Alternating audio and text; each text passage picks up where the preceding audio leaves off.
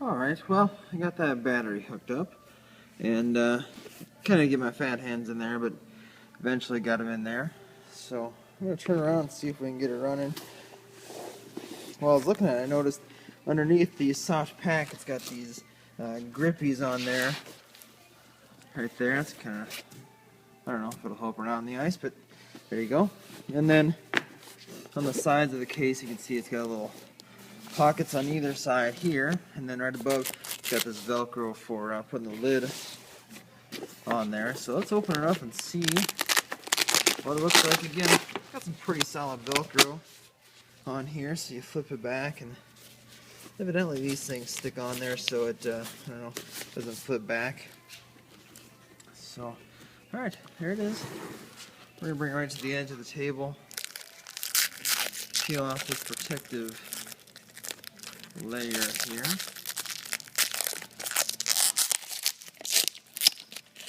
Hopefully it's got a snow shield on there for keep the snow off and whatnot.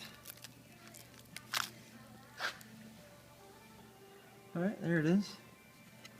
Looks to be in pretty good condition. As we kind of peek back in the case, we can see that right here's that connector for charging the battery. I think that's going to be pretty slick. I like that. And they said it had a 3-stage charging system where it, at first stage it charges hard, and then the second stage is less, and the third stage just kind of keeps the battery, so it doesn't overcharge. So it's a real low, just kind of keeps the charge phase. So that's good. So you can, and then they also say that you're supposed to, after every use, plug it in right away overnight and let it do its thing. So, okay. Alright, well, we're going to fire it up. I'm going to hold down the zoom button, I believe, and turn it on. And I think that'll put it into demo mode. We can see, it looks like here's the zoom button. We got it up, down, the IR, the NBT, which I think is narrow beam transducer, and then the superfine line button for the better target separation down to 3/4 of an inch. So I'm going to see if I can do this one-handed. Hold down that button and turn on the knob. There it is.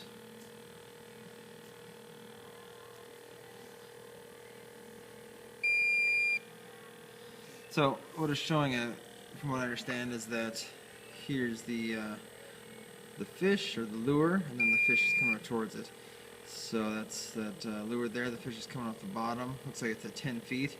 As the fish comes up, it gives you a beep. It doesn't actually do that when you catch a fish. I wish it'd tell you when to set the hook, but it does not. So it's got a little hum to it. You can kind of hear it. So, alright, it looks like it's really bright. Doesn't show up so well on the video, but it's a really bright screen, and there's different colors to it. The bait is yellow, and the fish as it comes up is kind of a green and yellow, and then it turns to red, and it's red, and then it hits the lure.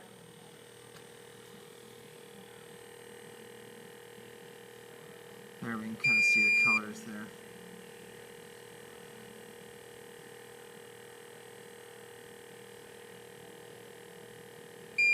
Okay, cool. I'm going to turn it off.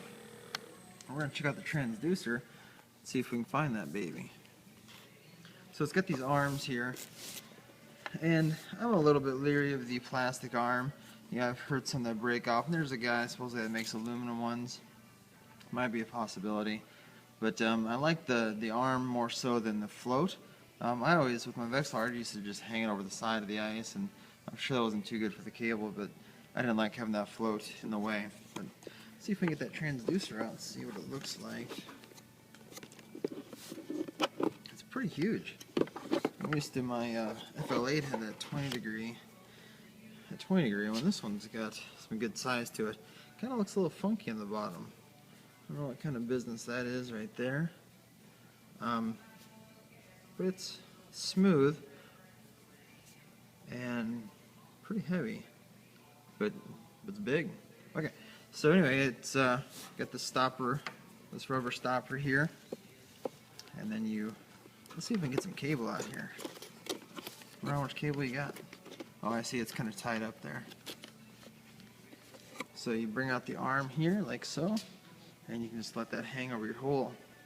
Now I've heard a couple things. Marcum states that you just want the transducer just below the ice a few inches, like just below the surface of the water, have it come down just a few inches, even if you're in a foot or two of ice. And but they do say if you have more than a couple feet of ice, you might have to lower that down a little bit further.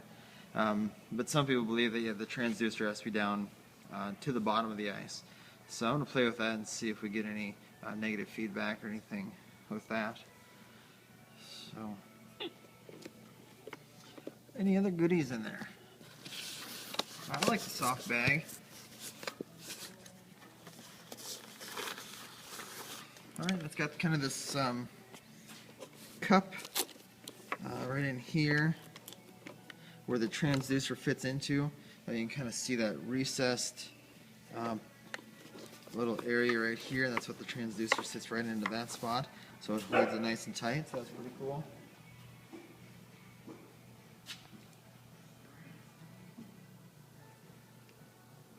Okay, let's fire it up again and just see what it kind of looks like on its own. Alright, that's about it. So we got the gain here, and we can turn that up or down. We have our zoom function. I like the feedback that you get, the beep. When you push a button, you can hear that beeping sound. Now, with the zoom, you have these two yellow lines here, and those lines move to decide where you want that range of that zoom to be at. So there's two lines, and you kind of can move them up and down this way to get that zoom. So this side will show the full water column, and this side will show the zoomed portion. So if you're fishing the bottom, you have your zoom down here, you'll see that bottom up and through this area, and you have that 3/4 target separation. Well, on this side, you still have that full water column. So if a walleye comes up in this upper range here, you'll still see it here, and then you could change your zoom to come up into that area right away, and you just do that with these up and down buttons.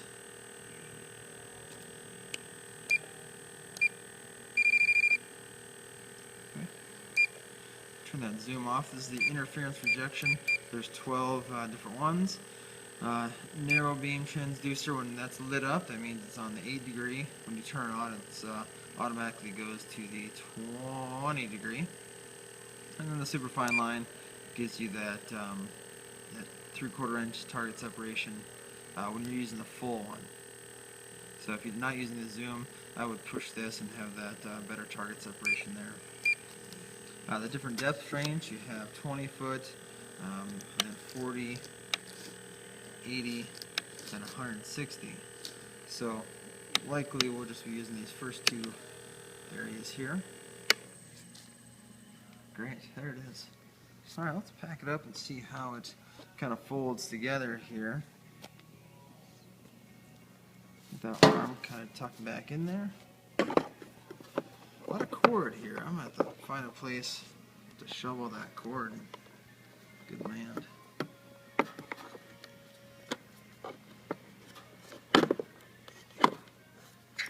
Okay, well, yeah, once I flop it in there, it just slips in there real nice. It's just got all this excess cord, and I'll probably have to tuck that back. Probably have to tuck that back in here or something like that. But we'll get that dialed in later, and then you just kind of fold that arm back in there. Let me see if I can do all that at once.